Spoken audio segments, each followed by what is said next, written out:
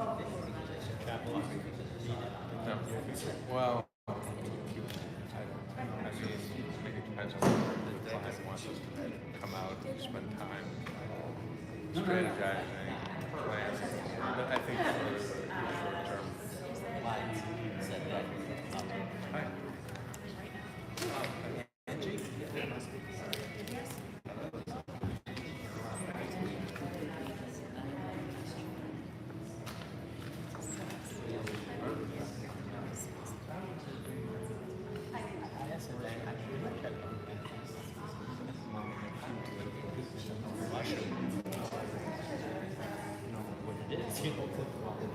you know, interesting. I actually noticing what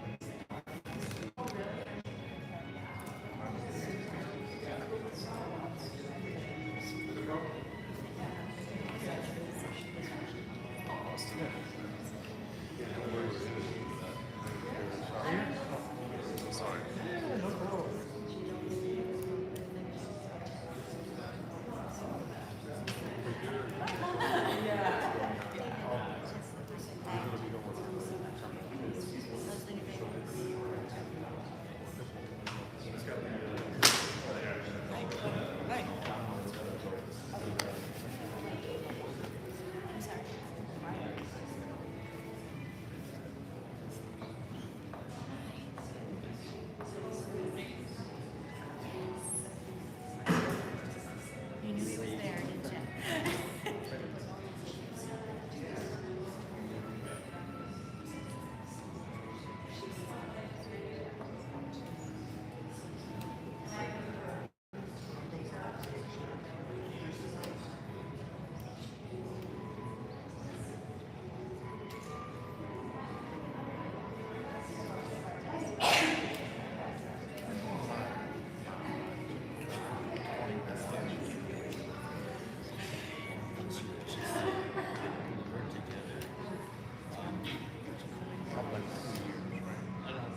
so you're aware we was live streaming right up together talking to Thank you. Appreciate the heads up.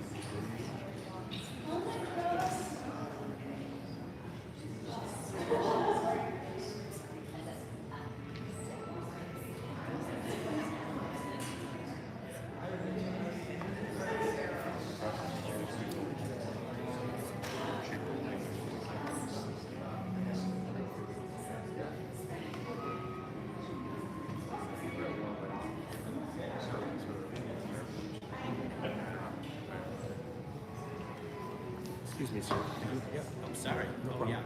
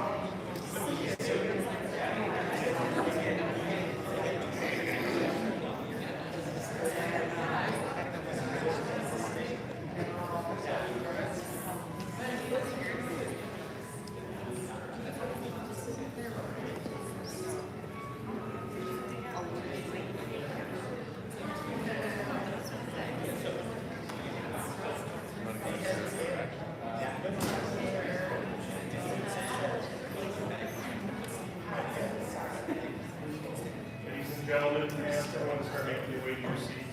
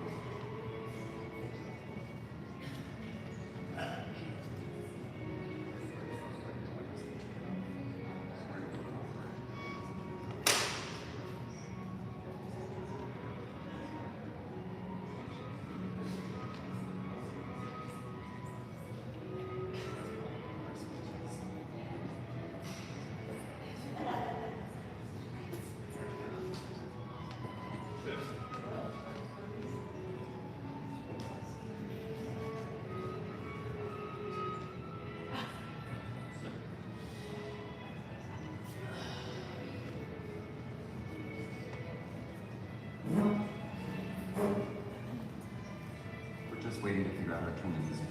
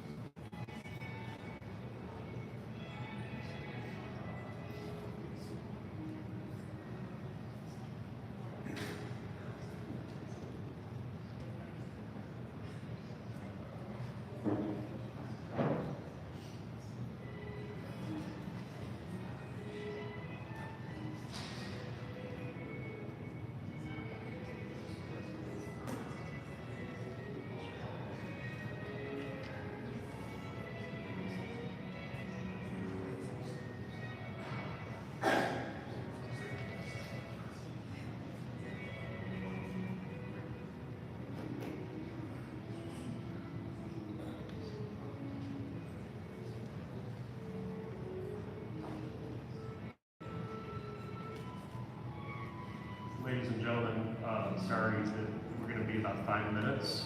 It was just pointed out to me about the music. We did a last minute switch, and the person that has the key to the door is being reached right now. We're going to figure this out. Just give us 5 minutes, please. I apologize.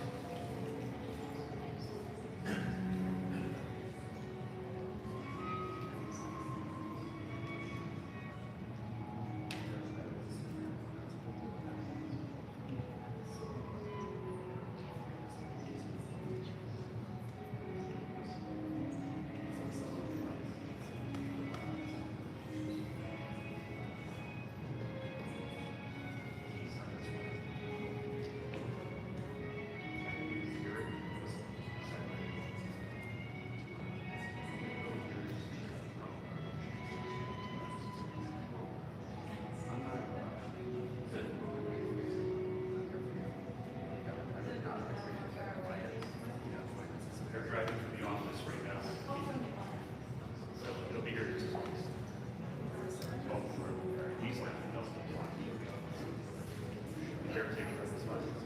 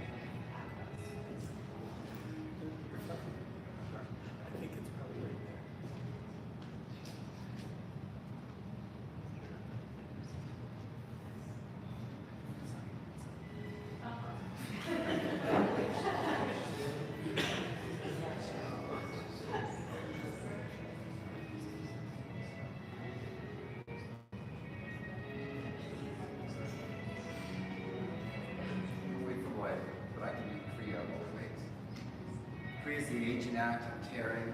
The Roman died in biblical times. They would wreck their garments and wear ash on their head. Comes forward as a ribbon that a mourner wears to their friends. The rest of the family approach with simply love to hold you in their hearts as they acknowledge the tear in their lives.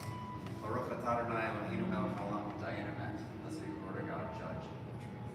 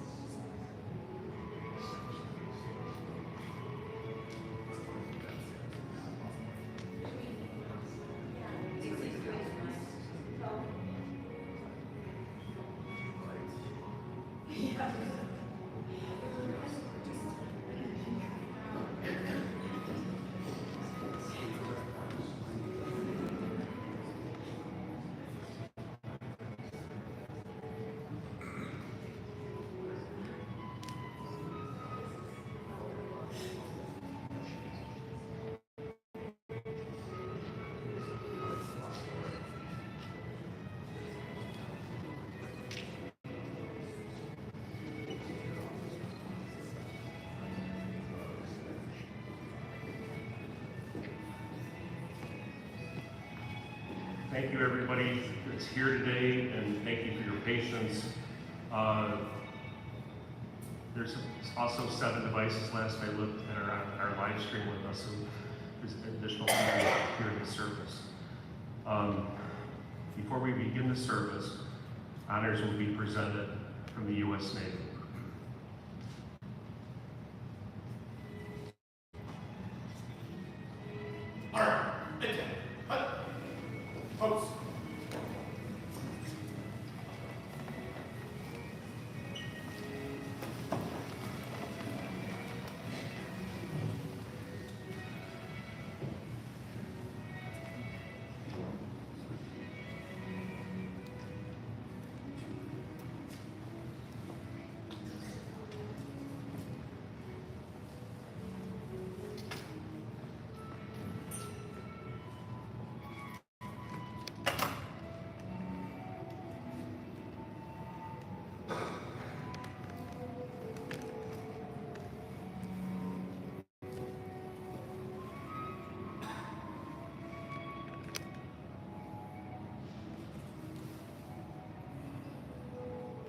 Ladies and gentlemen, thank you for having us today. It is our great honor to be here. If you have served, we invite you to join us in rendering a final salute during the sounding of taps.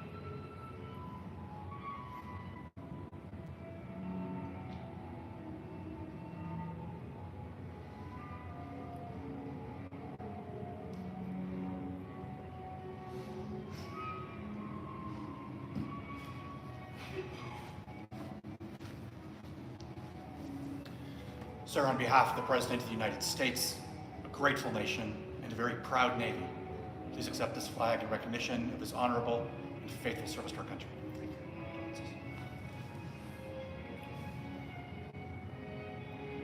It's a privilege to be here.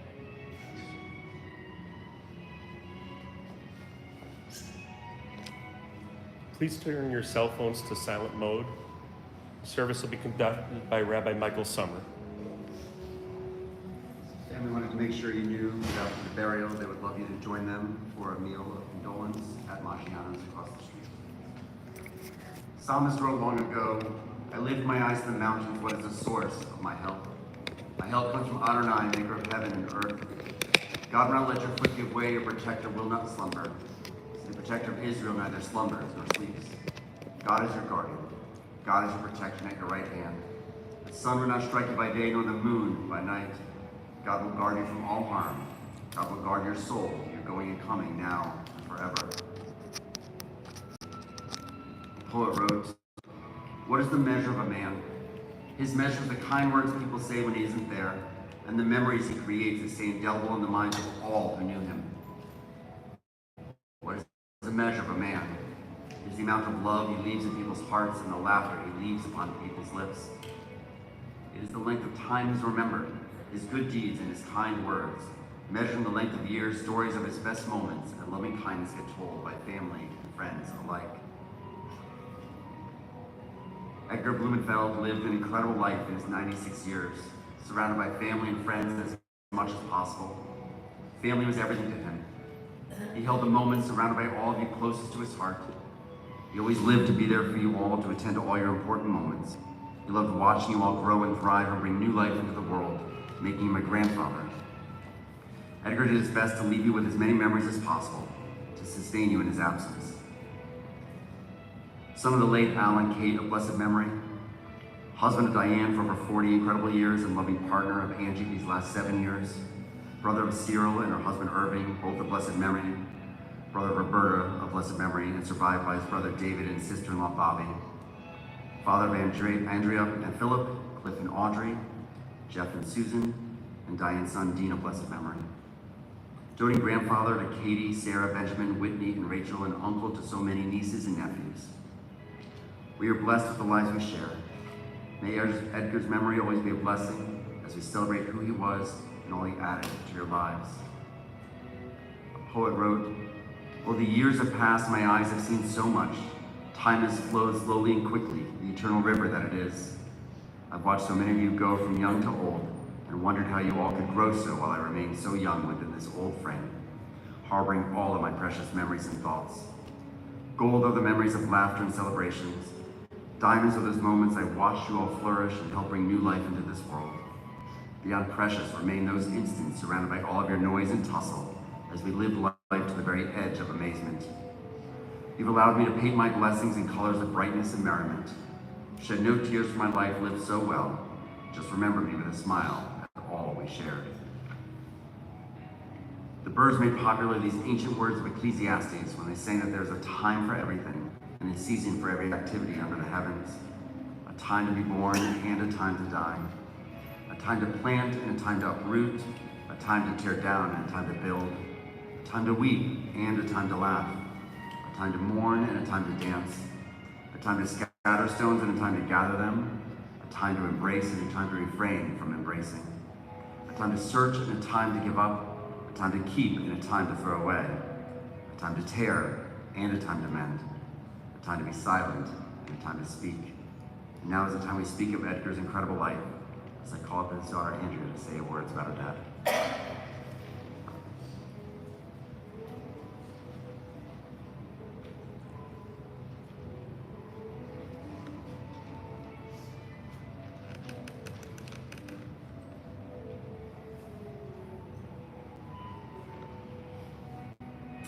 We want to thank everyone for being here to support our family, to honor a really wonderful human being, and also the people who are joining us virtually, loved ones and friends.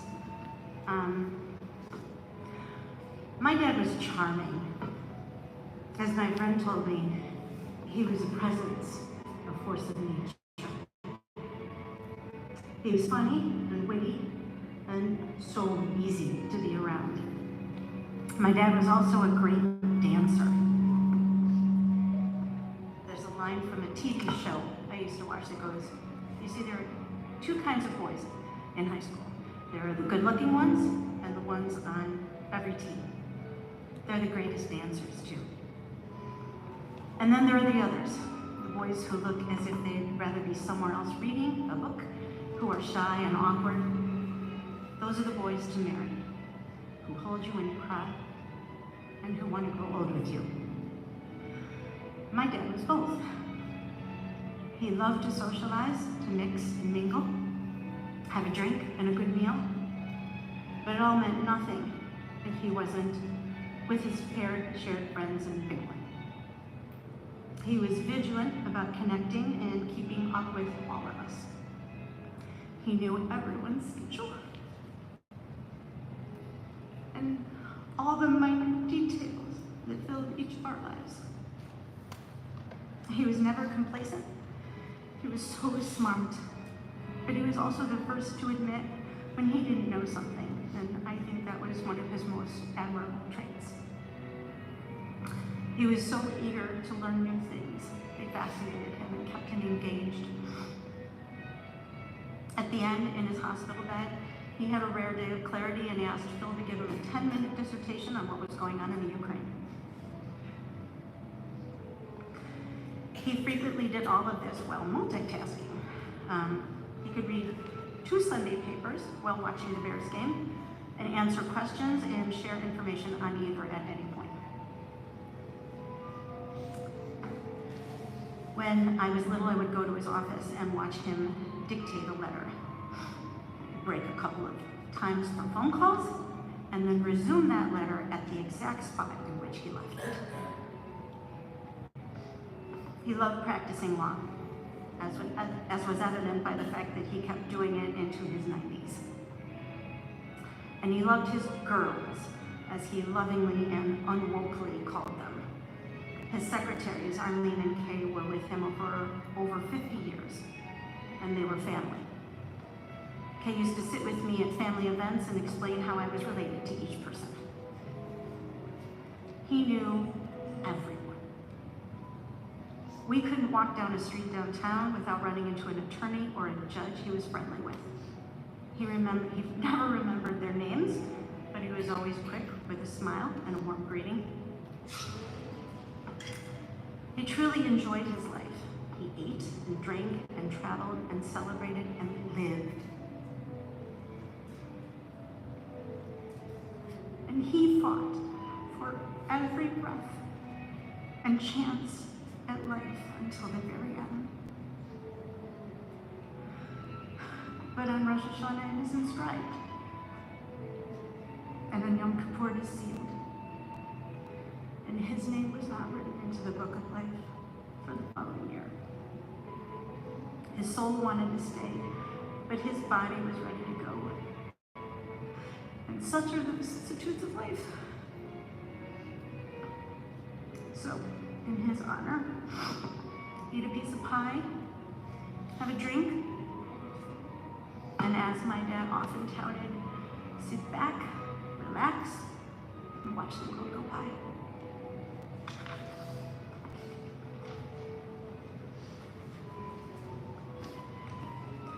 Call up Cliff to talk about his dad.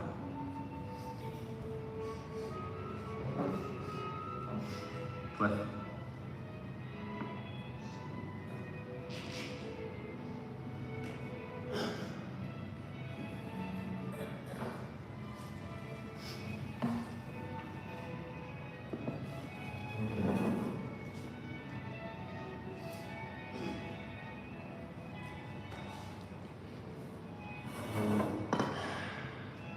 My father's dichotomy of personalities for his family, I guess, can best be explained with a couple of short stories. When I was 16, I got my driver's license, and the day after I went and bought my first car. I traveled a great distance to get that car, and when I got there, it was a very hot stick shift, and school had not prepared me to drive a stick shift. And so it took me 45 minutes to get home, starting and stopping.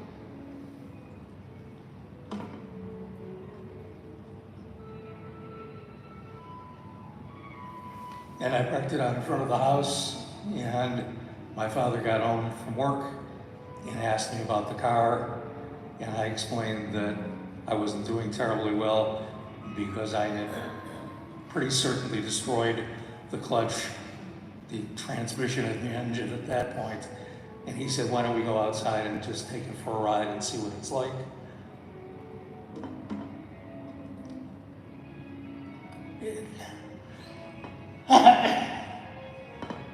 He got into the car and took off. It was something that he was absolutely born to do. He had a look on his face that I had not seen up to that point and never saw again. It was just sheer enjoyment. He taught me to drive a stick that day. It took a very short period of time because of the joy that he put into it, and I loved him for doing that. The second one of my stories is when my first wife and I would come in from Kenosha to visit, we would routinely go to new and exciting restaurants. That was one of Dad's things at the time. And we went to one in Plaza del Lago, and we were standing there, and Jackie, my wife, and I had a discussion on the way down about the fact that my father always paid for dinner, always. He would never let you touch the bill. If you went anywhere near it, you got slapped. And it was okay for a long period of time, but for some reason, I was feeling my oats that day and just was tired of the fact that as an adult, I wasn't being allowed to do that adult thing, paying for dinner. It was a stupid time to decide to do that, by the way, because it was a very expensive restaurant. We wound up using, I think, half of our mortgage payment for the next month, just getting out of there. But he allowed us to pay that time, and then we sat down and he said, don't you understand the reason that I do that? Is out of love and because I can. And he said, it gives me great joy to do that, to be able to do that for you and my siblings and friends and family. And from that point forward, I saved up a lot of money because I let him pay all the meals.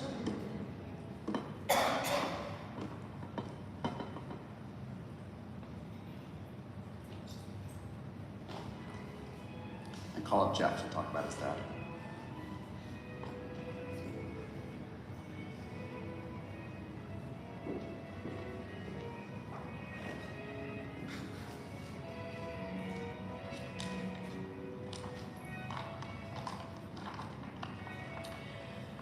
My father, Edgar Blumenfeld, was a good man. Parents assume their roles differently. Some take on their responsibilities by becoming active participants in the upbringing of their children, by teaching, by mentoring, engaging in activities which they share. My father did not teach me to ride a bike, nor learn to swim or drive a car. My father did not seek out activities for us to do together. But the man that he was greatly influenced and molded the man that I am, the good man that I am today. My father instructed by doing. His doing was that of a man who had a strong belief in work, in doing the work that he loved. Not that his attraction to work was centered on the learning of the law or even its application, but rather the opportunity that it created to help him help others. It is no accident that I chose to work in the field of helping others. And in my role at work, as I sit in my office chair and listen to the problems of my staff, I see my father. as I did when I was young. And I see myself, and there's the son, just like the father. My father's dream about work that he felt suited him best was to become a judge, which he ran for but lost. He felt he was best suited to that role. But in being an attorney, he became an advocate for his clients. And in the end, I believe that he had a far greater impact on those he represented than he would have if he had been providing them from the bench. As long as I can remember, his focus was on helping others. As an attorney, he helped his clients to those just becoming attorneys or just beginning their practice. He was always there. I remember him sitting up late into the night with our neighbor, helping him study for the bar exam. And when our neighbor became an attorney, my father provided him with office space and helped him by directing clients his way. As a friend, he was always there, offering his time, his energy, and his wisdom. And there's so many times that I recount hearing how generous my father was in providing his friends with support and assistance. He was always there for his sister and his brother, and he was always there for my brother and my sister and our spouses and his grandchildren, and of course, for me. He loved us all deeply. He gave freely of that which he possessed in abundance, and the effect that it had on all the people whose lives he touched through his giving are better because of him. He was a good man.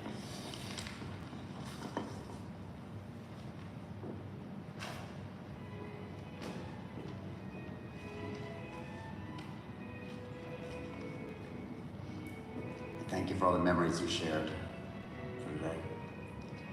Born in Chicago, Edgar Blumenfeld grew up on the north side and graduated from Senn High School. He served stateside in the United States Navy during World War II. After the war, he graduated from John Marshall Law School and began practicing law with his father as a general practitioner. Edgar reluctantly stopped practicing law a little over a year ago when he was 95, practicing for over 70 years.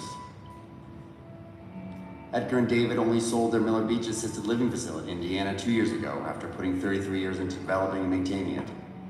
Edgar was not one to retire or sit still. Family was everything to him. He loved being surrounded by you all as often as possible, especially if he could combine his two greatest passions, food, family, and perhaps a nice vodka martini thrown in with blue cheese stuffed olives, of course. He loved taking you all out to enjoy a good meal with him. You all remembered fondly how he would cajole you into ordering dessert so he could have just a small bite, especially his wonderful grandchildren. Edgar was a foodie from the beginning, following Chicago magazine's recommendations about what was new and delicious around town. Edgar loved reading all the time and could finish a book a day. He was a speed reader who couldn't spell for most of his life. For a period, he loved fishing and boating. He played tennis when it was fashionable, but probably hated it. When he was younger, he played baseball, and when you kids were growing up, he coached Little League when Cliff was the catcher. Susan, you spoke about how you all loved Edgar's really good, dry sense of humor, which he kept until the very end. Audrey, you spoke about how your dad was always interested in what was happening in your lives. He always asked you all good questions and was truly interested in your answers. And Susan, you commented how Edgar had such a sweetness about him, a true caring nature. He actually tracked the events in your lives into his 90s, knowing your schedules or when something big was coming up. And Phil, you remarked how your dad's pulmonologist commented that he hoped when he was 80, he would be as mentally fit as your dad at 96. Edgar loved nothing more on a Sunday than to read both Sunday papers while watching the Bears play, always able to answer questions about all three at any given time. He would often cut out news articles and give them or mail them to you all in case you hadn't seen them. Edgar loved being a grandfather, and while he may never have gotten down on the ground with you when you were really little, he always enjoyed spending time with you once you could walk and talk and carry your half of the conversation. Susan, you described how with Sarah, Edgar was a voice of moral authority about what should or shouldn't happen in one's life. And Sarah, you would usually listen to your grandfather way more than your parents, especially to what was important to him. You two were always so devoted to each other and shared your love of coffee, cakes, and desserts. Throughout his life, Edgar traveled to every continent, wanting to see the entire world. Andrew, he talked about how he truly enjoyed seeing Indonesia and China, and he loved his second home in Arizona. Edgar lived the fullest life possible, surrounded by all of you, doing so many adventures. We all try to make the world a better place. We try to raise children that better the world and dote on grandchildren who remind us of why we did it all. You are all Edgar's legacy. He loved sharing his life with you all and seeing everything you did within your own lives. May you always remember the best of Edgar in his strength and health. And may his memory always be a blessing, as he was such a blessing in all of your lives. Merritt Malloy wrote, "When I die, give what's left of me to children and old men that wait to die. And if you need to cry, cry for your brother and sister walking the street beside you. When you need me, put your arm around anyone and give them what you need to give me. I want to leave you something better than words or sounds. Look for me in the people I've known or loved. And if you cannot give me away, at least let me live in your eyes and not on your mind. You can love me most by letting hands touch hands, by letting bodies touch bodies, and by letting go of children that need to be free. Love doesn't die, people do. So when all that's left of me is love, give me away." We rise in body and spirit for Emily and Rachamim, our memorial prayer. Emily Rachamim, Shochein Bamromim, Am Semenachad Nefona, Tachat Kanfei Hashkina, Im Gerushim Torim, Kezohar Mazirim, Et Nishmat Edgar ben Alva Kate, Shalach Lolamo, Baal Rachamim Yastarehu, V'Seit Karfav Lolamim, Vitor HaChaim Et Nishmato, Adonai Hu Nachlato, Ve'yanuach B'Shalom, Abeshkavo V'Namar Amen. Compassionate God, eternal Spirit of the universe, grant perfect rest in your sheltering presence to Edgar Blumenfeld, who has entered eternity. O God of mercy, let him find refuge in your eternal presence and in the shadow of your wings, and let his soul be bound up in the bond of everlasting life. God is his inheritance. May he rest in peace, and let us say, Amen. Please be seated.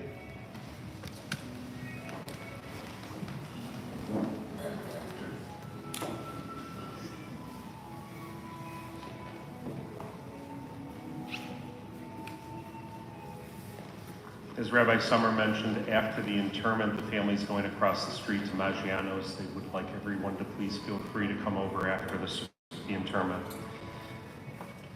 Following have been asked to act as pallbearers: Philip Schreiber, Benjamin, Sarah, and Catherine, and Gail. At this time, would everybody please rise? Could I ask the pallbearers to please come forward as we escort the casket out to the hearse?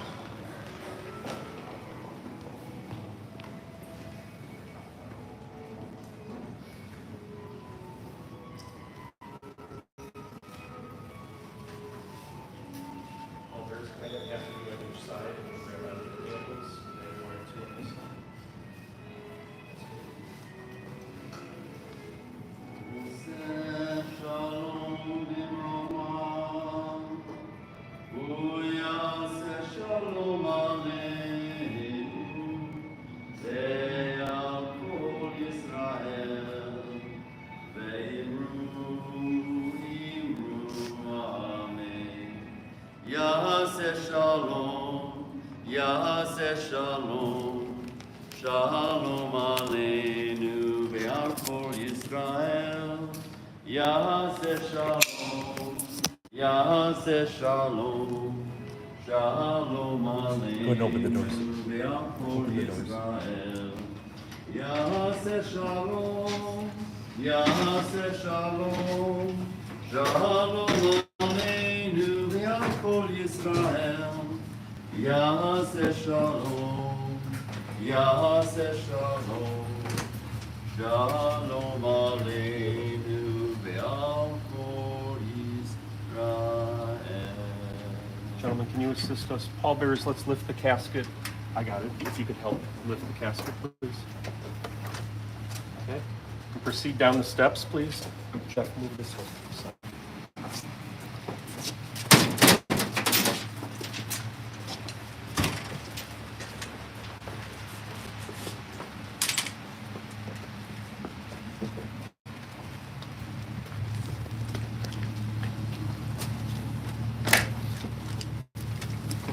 1 second.